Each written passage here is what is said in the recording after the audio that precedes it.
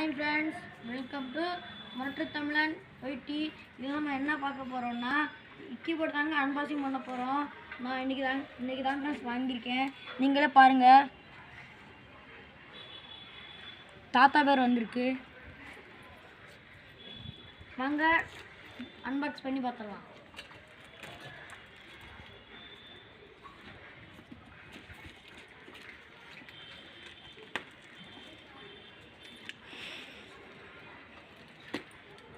எங்கிட்ட பிரிக்கிறது முடியல, இதுதான்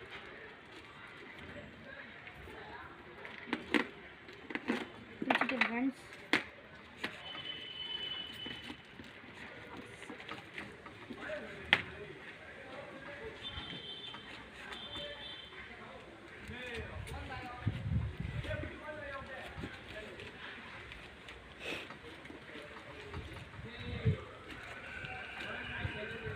பிரிக்கணும்.